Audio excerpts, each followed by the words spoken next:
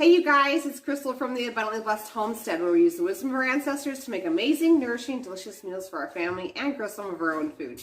Today's video is about making homemade cream of mushroom soup. I do have a recipe inside my cookbook for both cream of mushroom soup and cream of chicken soup. If you have not purchased that book yet, the link is down below. All you do is click the link, pay with your form of payment, and I ship it to you. So super easy.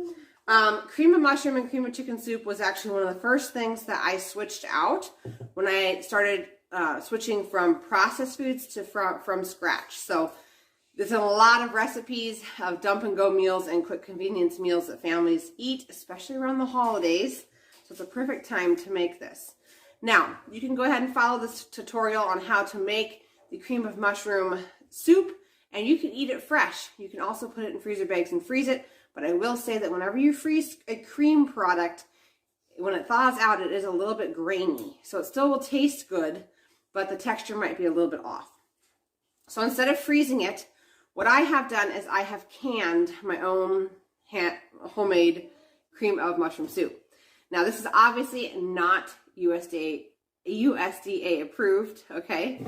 But this is a water bath method of canning, where you can can dairy safely, and it tastes just like you just scooped it out of a pot and you just made it fresh for your family. So stick around. Even if you're not interested in canning, the first half of this video will be strictly just making the soup, and you can decide how you'd like to preserve it.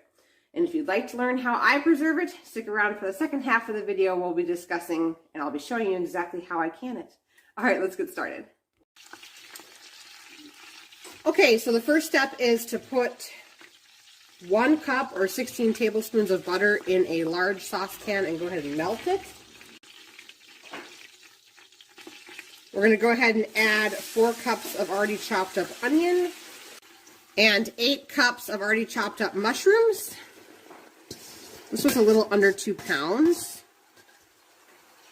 And we're going to saute this until the mushrooms have turned dark and the onions are soft. Next is 5 tablespoons of garlic powder.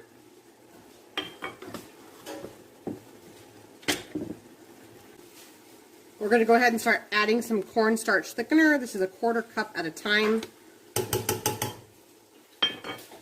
Just going to go ahead and whisk it into the pile. The first 1/4 cup, and we're going to go ahead and add a second 1/4 cup, so 1/2 of a cup of cornstarch.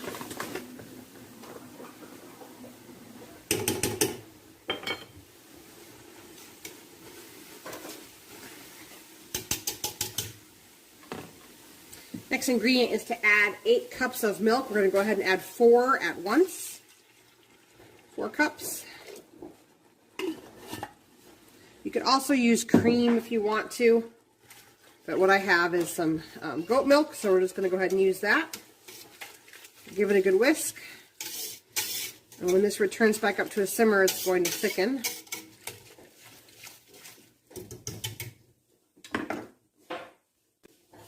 Two teaspoons of healthy salt, so you could use pink Himalayan salt, Celtic sea salt, real salt brand. As long as it's a colored salt, that's what we're after here. And then some fresh cracked pepper. If you have already cracked pepper, it'll be about 2 teaspoons of already cracked pepper. Give it a whisk. It's already thickened. You guys can go ahead and see that. See that? Okay, we're going to go ahead and put a 1/4 cup more of cornstarch in.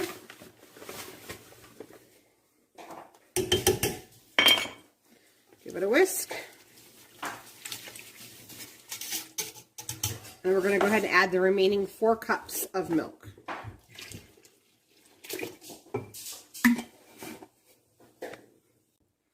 Okay, give it a whisk, and we're going to let this come up to a simmer.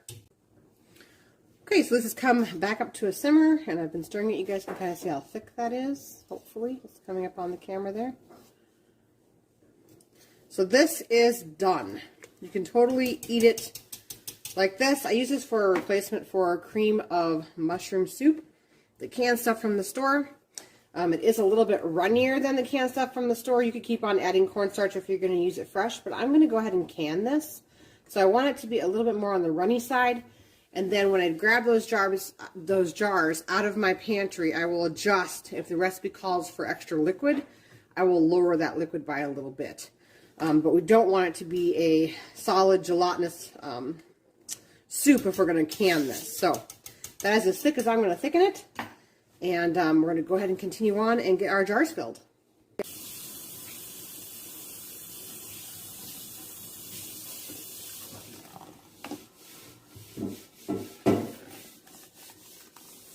Just going to fill up to the 1-inch headspace mark on my jars.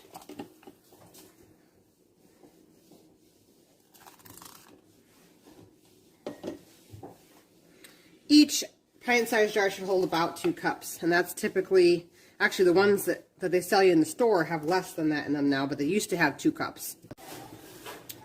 All right, now we're going to go ahead and apply our lids and rings to the top.